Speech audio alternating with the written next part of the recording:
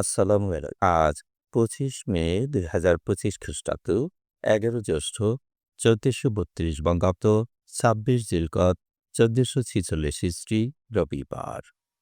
সংবাদ পাঠ করছি মনির হোসেন কামাল। প্রথমেই শুনবেন সংবাদ শিরোনাম। আজ জাতীয় কবি নজরুলের ১২৬তম জন্মবার্ষিকী। বামনায় গণপিটুনিতে ডাকাতের মৃত্যু। বরগুনা সদর হাসপাতালে যোগদান করেছেন নতুন তত্ত্বাবধায়ক। পানিতে ডুবে ২ যমজ ভাইয়ের মৃত্যু। মাকে হত্যা করেছে পালক ছেলে। পাথরঘাটায় ৮ কেজি গাঁজাসহ ৪ জন আটক। মাইকিংয়ে রেকর্ড করা হয় লোকবেতারে। শুনলেন সংবাদ শিরোনাম, এবার বিস্তারিত। আজ ১১ জ্যৈষ্ঠ জাতীয় কবি কাজী নজরুল ইসলামের ১২৬তম জন্মবার্ষিকী। সারা দেশে নানা আয়োজনের মধ্য দিয়ে উদযাপিত হচ্ছে দিনটি। ১৮৯৯ সালের ২৫শে মে, ১৩০৬ বঙ্গাব্দের ১১ জ্যৈষ্ঠ অবিভক্ত বাংলা, বর্তমানে ভারতের পশ্চিমবঙ্গের বর্ধমান জেলার আসানসোলের জামুরিয়া থানার চুরুলিয়া গ্রামে জন্মগ্রহণ করেন কাজী নজরুল ইসলাম। পিতামহ কাজী আমিন উল্লাহর পুত্র কাজী ফকির আহমেদের দ্বিতীয় স্ত্রী জাহেদা খাতুনের ষষ্ঠ সন্তান তিনি। কাজী নজরুল ইসলামের ডাকনাম দুঃখ মিয়া। খুব ছোট বয়সেই নজরুল গ্রামের স্থানীয় মসজিদে মুয়াজ্জিনের কাজ করেন। ১৯০৮ সালে তার বয়স যখন ৯ বছর, তখন তার পিতার মৃত্যু হয়। এরপর পারিবারিক অভাব অনটনের কারণে জীবিকা অর্জনের জন্য কাজে নামতে হয় তাকে। এ সময় মক্তবে শিক্ষকতা শুরু করেন তিনি। লেটোগানের দলেও দীর্ঘদিন কাজ করেছেন। ১৯১৭ সালের শেষ দিকে নজরুল ইসলাম সেনাবাহিনীতে যোগ দেয়। প্রথমে কলকাতার ফোর্ট উইলিয়ামে এবং পরবর্তীতে প্রশিক্ষণের জন্য সীমান্ত প্রদেশের নওশেরায় যান।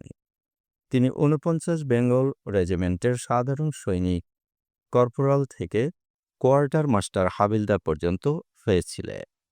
সৈনিক থাকা অবস্থায় তিনি প্রথম বিশ্বযুদ্ধে অংশ নেন।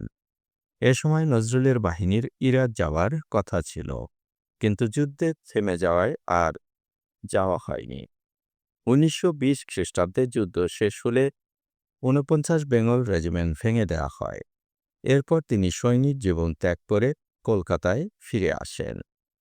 কলকাতায় এসে নজরুল ৩২ নং কলেজ স্ট্রিটে বঙ্গীয় মুসলিম সাহিত্য সমিতির অফিসে বসবাস শুরু করেন। এখান থেকেই তার সাহিত্য সাংবাদিকতা জীবনের মূল কাজগুলো শুরু হয়। ব্রিটিশ বিরোধী আন্দোলনে নজরুল ছিলেন সবচেয়ে সরব।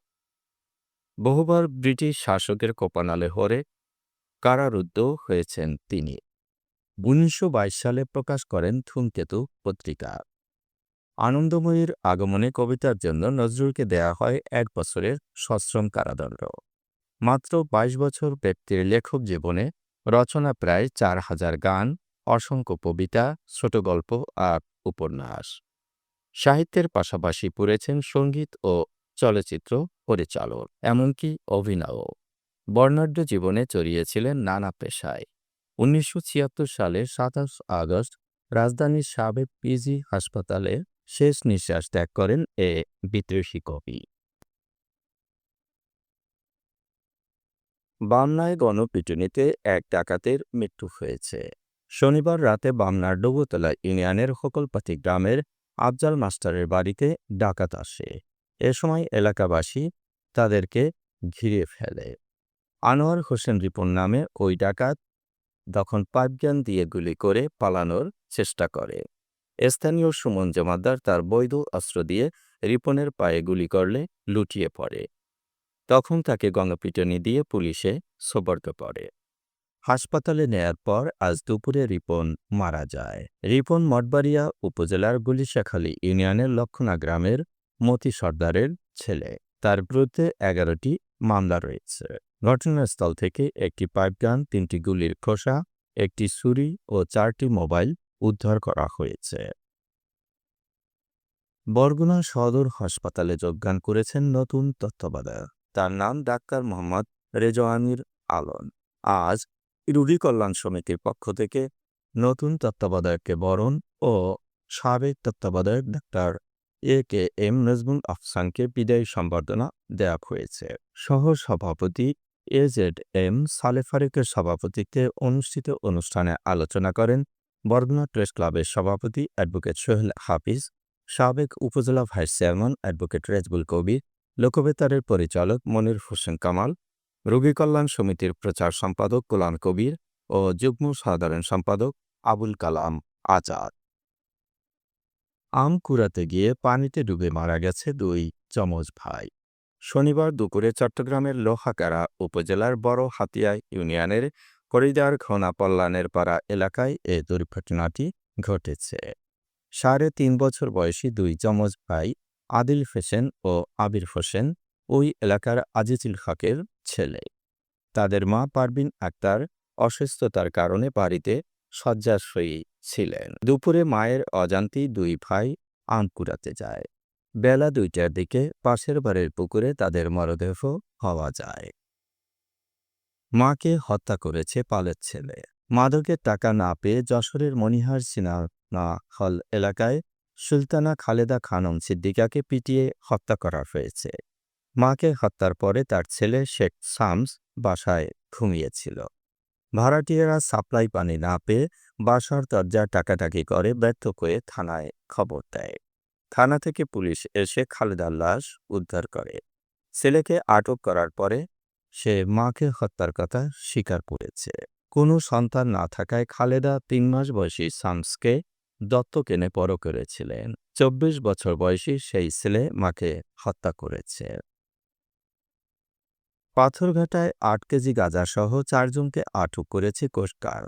শনিবার রাত 8টা থেকে আজ সকাল 10টা পর্যন্ত কোস্টগার্ড স্টেশন পাথরঘাটা ও পুলিশের সমন্বয়ে বরগুনার পাথরঘাটা থানাধীন কাকসিরার কাটাখালী বাজার সংলগ্ন এলাকায় একটি যৌথ অভিযান পরিচালনা করা হয়। অভিযান চলাকালে 2,40,000 টাকা মূল্যে 8 কেজি গাঁজা ও 2টি ডিজিটাল ওয়েট মেশিন সহ 4 জন ব্যবসায়ীকে আটক করা হয়। আটককৃতরা হচ্ছে কামরুজ্জামান বাবু, রুবেল মিয়া, শাহিন ব্যাপারী ও আল আমিন। তারা সবাই পাথরঘাটার বিভিন্ন এলাকার বাসিন্দা। মাইকিংয়ে রেকর্ড করা হয় লোকবেতারে। সুমধুর ও সুস্পষ্ট কণ্ঠে মাইকিংয়ের জন্য লোকবেতারের বিকল্প নেই। লোকবেতারের সাউন্ডপ্রুফ স্টুডিওতে করা হচ্ছে গান ও নাটকের রেকর্ড। সেই সাথে লোকবেতারে নামমাত্র টাকায় প্রচার করা হচ্ছে বিজ্ঞাপন। 15 সেকেন্ডের বিজ্ঞাপন প্রচারিত হচ্ছে মাত্র 500 টাকায়। 30 সেকেন্ডের বিজ্ঞাপন 1000 টাকা, 45 সেকেন্ডের বিজ্ঞাপন 1500 টাকা আর 1 মিনিটের বিজ্ঞাপন প্রচার করা হয় মাত্র 2000 টাকায়। নির্ধারিত টাকার বিনিময়ে প্রতিদিন কমপক্ষে 5 বার করে পুরো 1 মাস বিজ্ঞাপন প্রচার করা হবে। মাইকিং ও বিজ্ঞাপনের জন্য যোগাযোগ করবেন 0-1-77-55-66-445 নম্বরে। এবারে শুনবেন আবহাওয়ার খবর।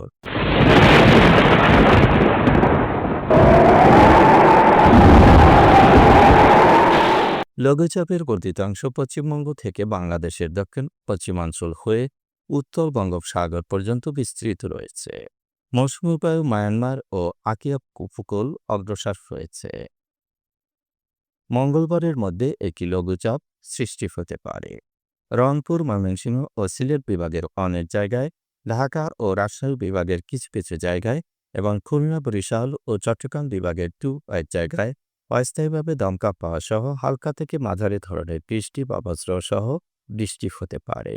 সেই সাথে রংপুর, ময়মনসিংহ ও সিলেট বিভাগের কোথাও কোথাও মাঝারি থেকে ভারী বর্ষণ হতে পারে। সারা দেশে দিন এবং রাতের তাপমাত্রা সামান্য বৃদ্ধি পেতে পারে। আজ দেশের সর্বোচ্চ তাপমাত্রা ছিল রংপুরে 35.1 ডিগ্রি সেলসিয়াস এবং সর্বনিম্ন তাপমাত্রা ছিল হাতিয়ায় 24.6 ডিগ্রি সেলসিয়াস। বরগুনার সর্বোচ্চ তাপমাত্রা 32.7 ডিগ্রি সেলসিয়াস, সর্বনিম্ন 27 ডিগ্রি সেলসিয়াস। আগামীকাল সূর্যোদয় হবে ভোর 5টা 13 মিনিটে। সংবাদ শেষ করার আগে শিরোনামগুলো আবার করছি। আজ জাতীয় কবি নজরুলের 126তম জন্মবার্ষিকী। বন্যায় গণপিটুনিতে ডাকাতের মৃত্যু। বরগুনা সদর হাসপাতালে যোগদান করেছেন নতুন তত্ত্বাবধায়ক। পানিতে ডুবে ২ যমজ ভাইয়ের মৃত্যু। মাকে হত্যা করেছে পালক ছেলে। পাথরঘাটায় ৮ কেজি গাঁজাসহ ৪ জন আটক। মাইকিংয়ে রেকর্ড করা হয় লোকবেতারে। সংবাদ শেষ করার আগে জানিয়ে দিচ্ছি লোকবেতারের সংবাদ জানানোর মোবাইল নম্বর। আপনার এলাকার গুরুত্বপূর্ণ সংবাদ জানাতে ফোন করুন 017755664445 নম্বরে। আর লোকবেতারের সাথে যুক্ত হয়ে গান শুনতে চাইলে SMS করুন 01782973478 নম্বরে। মোবাইল করবেন 01959438545 নম্বরে। বিশ্বের সব জায়গা থেকেই শুনতে পারবেন লোকবেতার। লোকবেতার fm.org ওয়েবসাইটের মাধ্যমে শুনুন সরাসরি অনুষ্ঠান। সংবাদ পাঠ এখানেই শেষ করছি।